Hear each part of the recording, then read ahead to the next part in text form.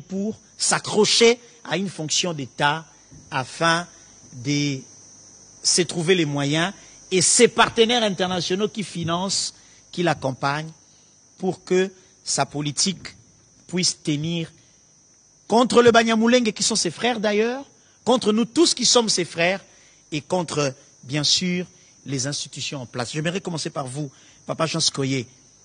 Qu'est-ce qui se passe réellement dans les hauts plateaux? Qu'est-ce qui est vrai?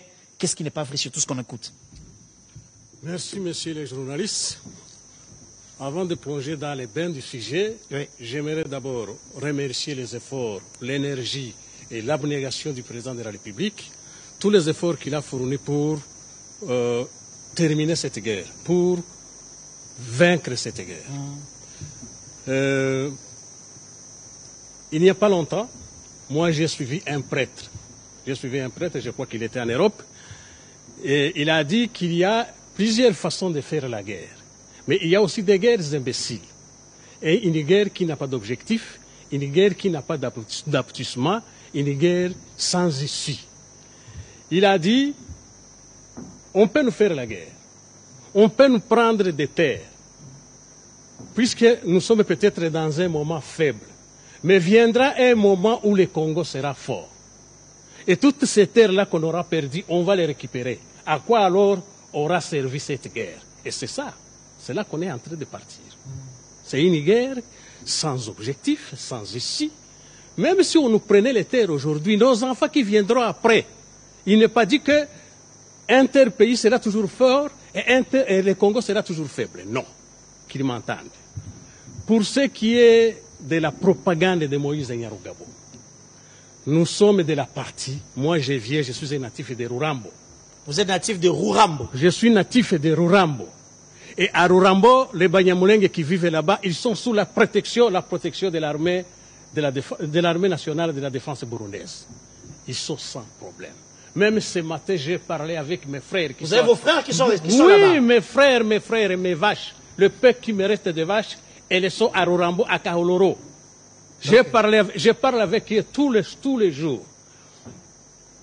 À Rurambo, ceux qui sont sous la protection de l'armée burundaise, ils sont bien. Ils ne sont pas inquiétés de rien. À Bibokoboko, quand vous arrivez à Baraka, vous montez un tout petit peu. Je crois que c'est Baraka, c'est après Fizi. Ça fait Fizi, dans le territoire de Fizi. Ouais. Vous êtes à Baraka, vous montez à Bibokoboko. Je crois que c'est une marche de 3 heures ou 4 heures. Ceux qui sont là-bas, ils sont sous la protection de l'armée burundaise. C'est sans problème, messieurs les journalistes. À Bijombo, lui, il est natif. Mon frère Kibibi, il est natif de Bijombo. Papa Kibibi, oui. Ceux qui sont à Bijombo, ils sont sans problème. Les Banyamulenge qui ont les problèmes, ce sont les Banyamulenge qui sont à Minembwe. Mais Minembwe ne signifie pas tous les hauts plateaux. Non, c'est une portion. C'est une portion des hauts plateaux. Ce sont les Banyamulenge qui sont à Minembwe et qui sont sous occupation du Twirwaneho. Twirwaneho qui est allié au M23. Qui est allié au M23 et à l'AFC. Auparavant, je voudrais que les Congolais le sachent. Auparavant, ce Twirwaneho, c'était une autodéfense civile. Parce qu'ils étaient menacés par ce qu'on appelle le raid de Tabara, appuyés par les Maïmaï. Et ils avaient pris les armes pour s'autodéfendre. Ça, c'était réel. Mais avec l'avènement d'un certain colonel Sematama, ils ont basculé dans la rébellion, une rébellion qui est venue du nord. La rébellion est née à Bunagana. Cette rébellion n'est pas née au sud Kivu. Elle est née à Bunagana avec les revendications du nord Kivu. Ce sont nos frères, nos Tutsis, nos frères du nord Kivu. Mais cette rébellion est née avec les revendications du nord Kivu. Elle n'est pas née avec les revendications du sud Kivu. Mais votre frère, notre frère, membre de la communauté Banyamulenge, Moïse Nyarugabo, pourquoi prendrait-il le vilain plaisir de s'organiser pour crier un génocide qui n'en est pas un, qui n'existe d'ailleurs pas, et préparer l'opinion internationale à croire à un discrédit qui veut jeter sur le gouvernement de la République? Moïse Nyarugabo a un objectif. Et ceux qui font la guerre, le Rwanda qui fait la guerre, a un objectif avec lui.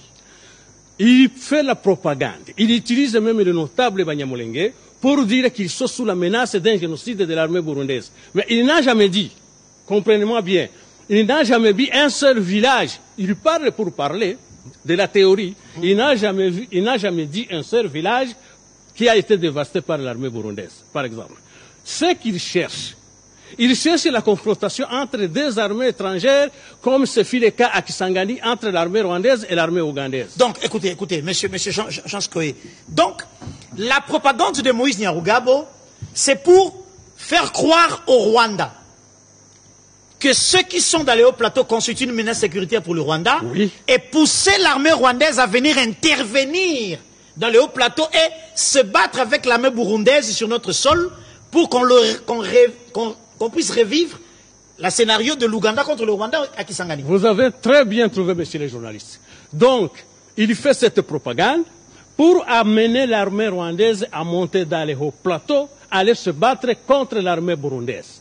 Parce que avec l'armée burundaise, d'abord, l'armée burundaise est dans les hauts plateaux pour la coopération. C'est la coopération. L'armée burundaise est invitée par le gouvernement de la République. L'armée burundaise y est invitée. Si l'armée burundaise commettait ce génocide, c'est-à-dire que c'est le Congo lui-même qui commettrait ce génocide. Elle est invitée dans le cadre des relations bilatérales, deux pays. De la coopération militaire. Et ce n'est pas à Moïse de statuer sur la coopération entre les Burundis, entre l'armée burundaise et l'armée congolaise. Très bien. Alors, monsieur Kamandi Kibibi, Moïse Nyarugabo est dans un élan de vouloir pousser l'armée rwandaise à se battre avec le Burundais sur notre territoire dans les hauts plateaux, avec toutes les conséquences que cela produira. Merci. Merci beaucoup, messieurs les journalistes. Nous vous remercions pour votre plateau, parce que nous avons toujours fait ce travail de dénoncer l'agression du Congo par le régime. Moi, je n'aime pas dire par le Rwanda. Moi, j'aime dire par le régime sanguinaire de Kigali. Donc, nous avons dénoncé plusieurs fois dans plusieurs médias et nous ne cesserons pas de le faire jusqu'à ce que nous allons avoir la victoire. Et j'exhorte ceux qui sont appelés à écrire, quand on est sur un plateau comme celui-ci, c'est presque un cours qu'on est en train de suivre. Ceux qui sont appelés à écrire, service de renseignement, vous savez ce que vous avez fait. Il y a des choses à écrire. Je les ai écoutées avant ce plateau, avant qu'on monte ici. Je vous assure que c'est très très grave. Il y a des choses à noter ici. Allez-y, papa. Oui. Dénoncer l'agression rwandaise, mais aussi dénoncer les diversions de Moïse. Le manie, les propagandes. En tout cas, on dit en français que le ridicule ne tue pas. Mais si on devait mourir pour ces actes de propagande, de diversion ou de mensonges, Moïse en serait déjà mort. Et il serait enterré depuis. Oui, il serait enterré. Messieurs les journalistes, ce qu'il fait aujourd'hui, d'abord, je vous informe qu'aujourd'hui, Moïse, c'est un rebelle. C'est un rebelle. Il a choisi son camp. Il est du côté du M23. Il a même créé d'autres milices de ses frères, qui étaient des civils, mais il les a détournés pour les comptes de Kigali, comme il a toujours fait. Ce qu'il fait, il a toujours fait. Donc le maître à penser de ce que fait Moïse Nyarugabo réside à Kigali. Oui. Alors, ce sont des acolytes de Kigali. Ils n'ont jamais coupé le cordon ombilical depuis l'AFDEL, RCD. Nous sommes en 2002. 2002, certains militaires congolais qui en avaient mal avec la domination du Rwanda par le RCD, s'étaient décidés d'aller à Maki. J'ai oublié de me présenter. Moi, je m'appelle Kamandi Kibibi. Je suis président national d'un parti politique appelé Convention des nationalistes et patriotes pour un Congo émergent. Parti membre de l'Union sacrée. Alors, nous sommes en 2002. Ces militaires-là, qui refusent la domination du Rwanda à travers le RCD, vont prendre le chemin du Maki. Et moi, je les avais rejoints là-bas. Et alors, on s'est battu avec les militaires du RCD qui étaient fidèles aux ordres de Kigali. Oui. Nous nous sommes battus pendant plus de 7 mois. Et alors, pour faire venir le renfort des militaires rwandais, c'est toujours Moïse qui a dit que le militaire qui était là, qui était commandé par le lieutenant-général Pacifique Massunzu, à ce temps-là. Qui est aujourd'hui commandant de la 3e zone de défense. Qui est aujourd'hui commandant de la 3e zone de défense. Alors, ils ont fomenté une autre chose semblable à ce qu'il est en train de faire aujourd'hui. Ils ont dit, Massunzu est avec le FDLR, les intérêts à moins. Oh, ils ont la mission de s'organiser pour attaquer Kigali. Ah, Kigali a dit quoi? Et ils ont donné les chiffres, le nombre. Il dit, dans les 30 000 hommes. Et oui, le FDLR est dans les 30 000.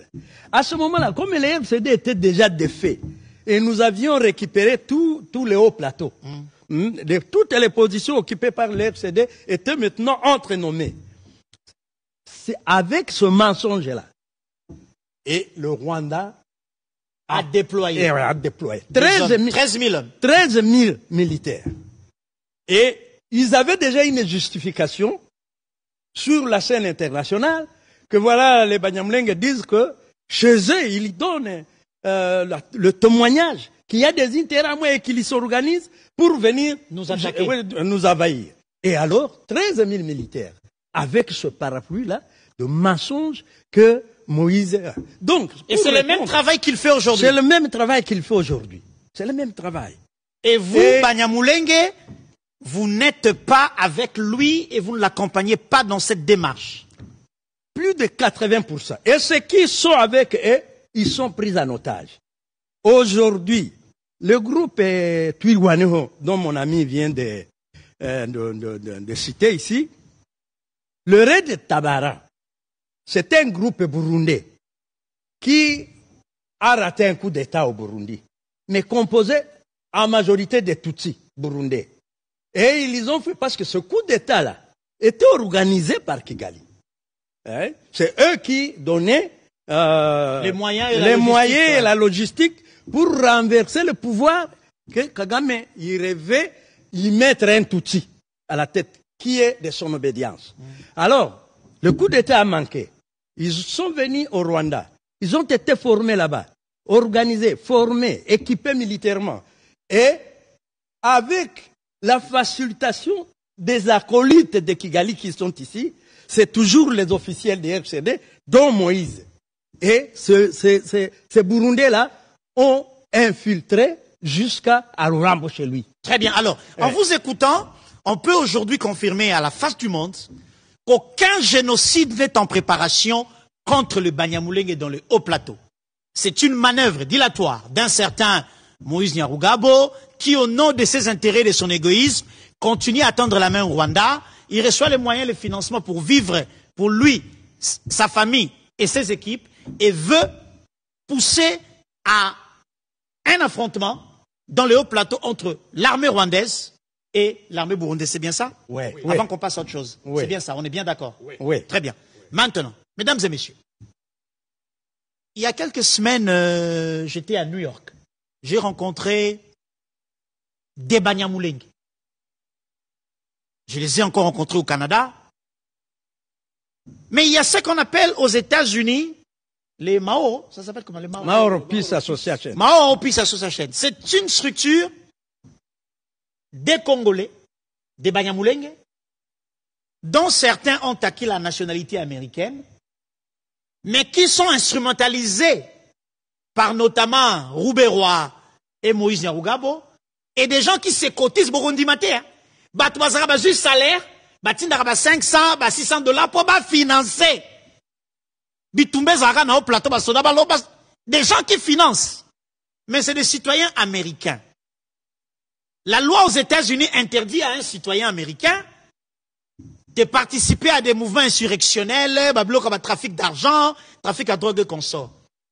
Mais vous, Banyamulenge, vous, nous Congolais, qu'est-ce que nous devons faire pour arrêter cette hémorragie? Il y a Bandeko Oyo, Bazali dans la nationalité américaine, mais ils se cotisent pour financer les mouvements insurrectionnels chez nous au pays et continuer à tuer. Papa Jean Skoé. Oui, monsieur le journaliste, avant d'arriver sur ces points, je voudrais d'abord revenir un tout petit peu Allez-y, allez-y. sur Moïse Nyarugabo. Chaque fois qu'il n'est pas au gouvernement, il doit s'engouffrer dans une rébellion pour le ramener au pouvoir. Nous nous étonnons comment est-ce que Moïse inverse les choses. Au lieu de s'attaquer au roi de Tabara qui a détruit, je dis bien, qui a détruit presque totalement la population de Banyamulenge, il s'attaque à l'armée burundaise qui n'a jamais détruit un seul village.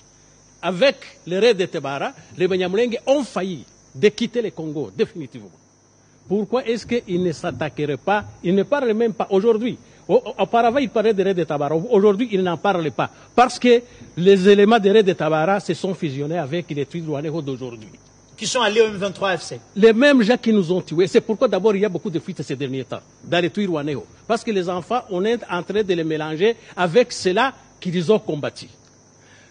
Alors, nous décrions Moïse Nyarugabo que chaque fois qu'il n'a pas de travail, il doit s'engouffrer dans une rébellion. Mais une rébellion qui tue les gens. Vous avez parlé que sa famille est bien, il reçoit de l'argent. Mais chose étonnante, il n'a jamais engagé un seul enfant. Il a aussi des enfants. Il a aussi des enfants, il a des jeunes gens qui sont aux États-Unis, qu'il les amène d'abord qu'ils aillent combattre à Minembwe. Il n'utilise que les enfants des veuves, les enfants des pauvres, les enfants qui n'ont pas où aller. Ce sont des enfants qu'on a toujours utilisés dans les guerres. Les mamans sont en train de se plaindre, les mamans disent n'importe quoi. Alors, nous adressons un message à Moïse Nyarugabo qui dit cesse avec les guerres. Et s'il veut la guerre, qu'il apporte d'abord ses propres enfants qu'il vient de combattre. Pour ce qui est de Mahoropis, Mahoropis c'est une organisation économique, je dirais financière.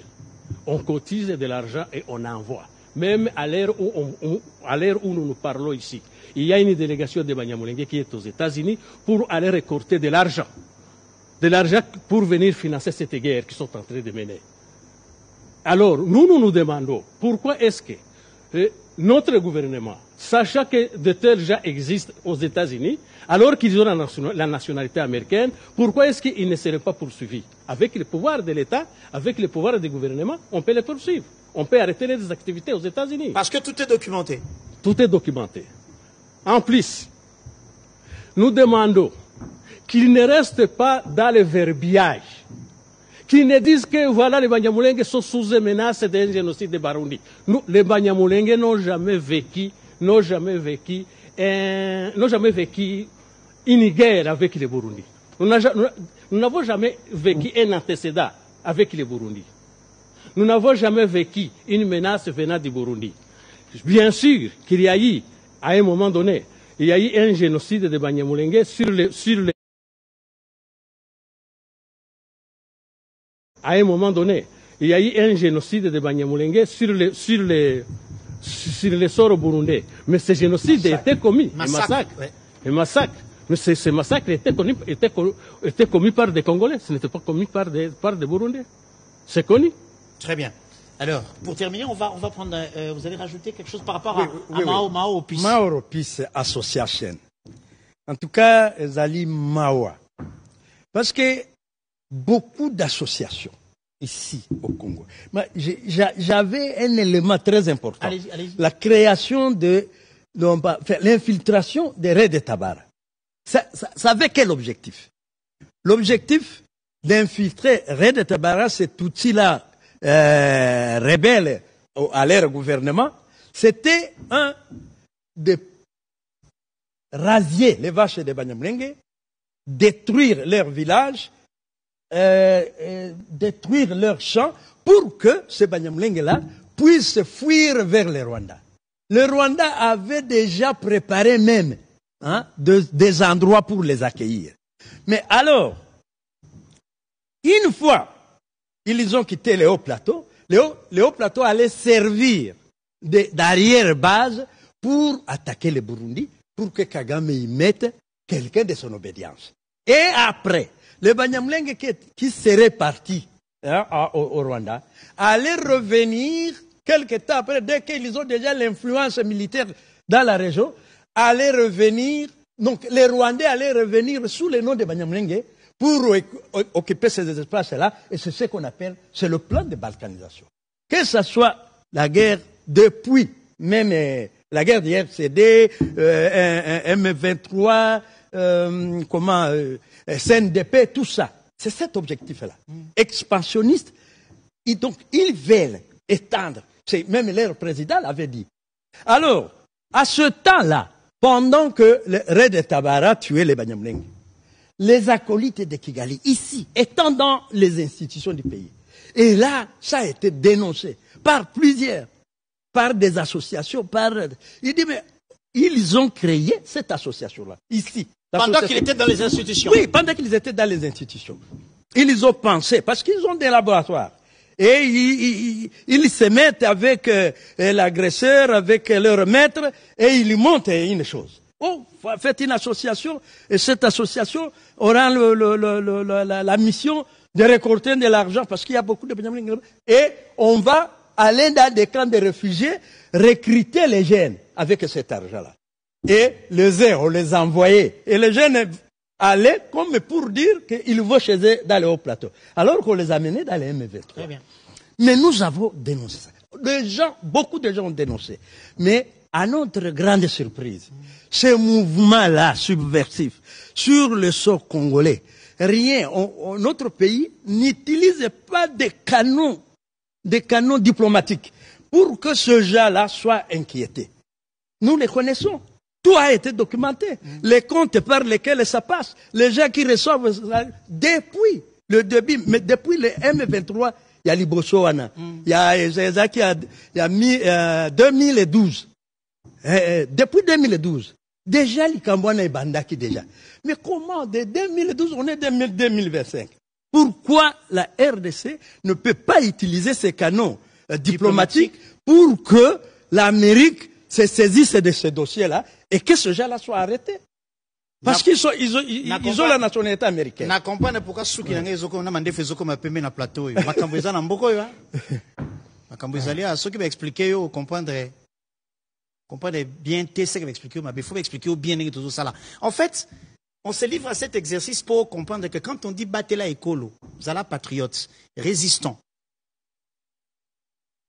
Et là, qui c'est que Makambo Onyon a pensé depuis des années, courage au Mokondiambo Katiel Lelo, il y a toté yango sur la place publique, Motonyon Soe ba peto telemela yango, bisoto eko bakisa. Ba information suffisante en abondance pour nous permettre na Congolais nyonso à télé. Bon, on va terminer avec la conclusion de chacun de vous, mais je retiens que nous pouvons librement aujourd'hui dire à la population congolaise et à nos frères Banyamulenge qui ne risquent aucun génocide qui est en confection, en préparation par l'armée burundaise contre cette communauté. Papa Jean va finir, dernier mot.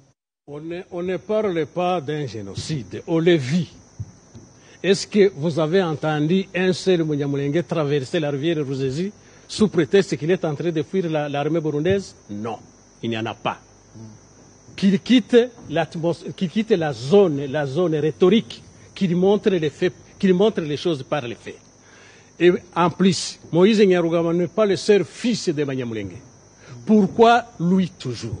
C'est lui qui a déclaré, pendant la guerre, pendant la campagne du lieutenant général Massouzou, c'est lui qui a déclaré que les Banyamulenge s'étaient alliés aux Interahamwe. Je vais revenir dans ce que l'autre a dit. C'est celui qui avait déclaré qu'ils s'étaient alliés aux Interahamwe et aux FDLR. C'était encore Moïse Nyarugabo. Pour que l'armée rwandaise, monte pour aller combattre ces Interahamwe et ces FDLR. Aujourd'hui encore, il revient dans les mêmes histoires pour dire que l'armée burundaise est en train de fomenter un coup d'État contre les Banyamulenge. D'abord, pourquoi est-ce que les Burundais nous tueraient? Pourquoi? Il parle de 70 positions. Il parle de 70 positions de Barundi. Est-ce qu'il est concerné par les positions de Barundi dans les hauts plateaux? Ou c'est le gouvernement congolais qui est concerné par ces positions? C'est le gouvernement congolais qui les a fait venir. Moïse Nyarugabo doit comprendre qu'il n'est pas le fils né de Banyamulenge.